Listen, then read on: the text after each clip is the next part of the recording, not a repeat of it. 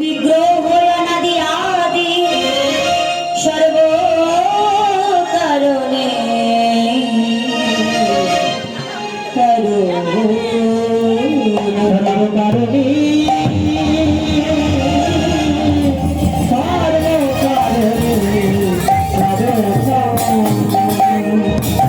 যিনি ঈশ্বর পরম কৃষ্ণ সচ্চিদানন্দ গৌর বিগ্রহ অনাদি আদি সর্বকারণের কারণম, তিনি আজ এই নদিয়া নবদ্বীপ ধামের মাঝে এসে প্রতিটা কলিজীবের মানুষকে বলছে, ওগো কলিযুগের কাম অন্ধ, জ্ঞান অন্ধ, ভ্রম অন্ধ, কৃষ্ণ বইমুখী জীব, তোমরা একবার হরিনাম করো, একবার কৃষ্ণ নাম করো।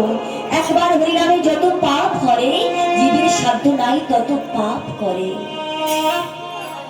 আজ আমার গৌরাঙ্গ সুন্দর মহাপ্রভু শ্রীবাসের আঙিনায় সুন্দর করে কীর্তন করছে আর বলছে, ওগো আমার পারিষদ বৃন্দ, তোমরা সবাই একত্রিত হয়ে আমার সঙ্গে হরিনাম সংকীর্তন করো। মহাপ্রভু আমার এত ভক্তমণ্ডলীগণ থাকতে সবসময় মহাপ্রভু ওই শ্রীবাসের আঙিনায় কেন হরিনাম সংকীর্তন করে? কেননা শ্রীবাস কথার মানে জানতে হবে। শ্রীবাস কথার মানে হলো শ্রী মানে সুন্দর, আর বাস মানে বাসস্থান, অর্থাৎ সুন্দর বাসস্থান যার, সেই তো শ্রীবাস। তাই আমাদের প্রত্যেকটা দেহকে যদি আমরা শ্রীবাসের মতো সুন্দর বাসস্থান তৈরি করি, তাহলে কি মহাপ্রভু আমার অন্তরঙ্গের মাঝে এসে হরিনাম সংকীর্তন ধ্বনি শ্রবণ করবেন না বা করাবেন না? তাহলে আমরা আসুন সবাই মিলে একটু হরিনামে করি, একটু পরে করতালি করবো, একটু হরিনামে করবো।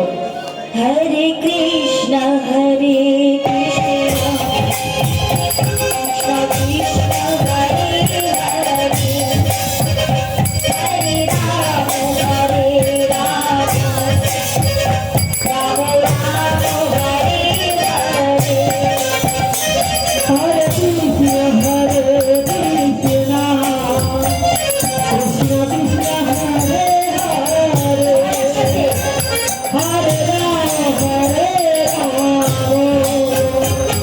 রাম রাম হরে হরে, হরে কৃষ্ণ হরে কৃষ্ণ। মারা বলুন, বাবা বলুন কৃষ্ণ। বাহ, দেখি এটা কি নদিয়া কাছে দাম? क्या बात, बहुत खूब।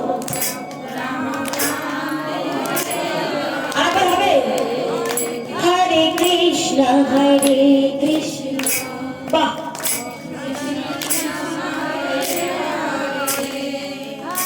হরে রাম হরে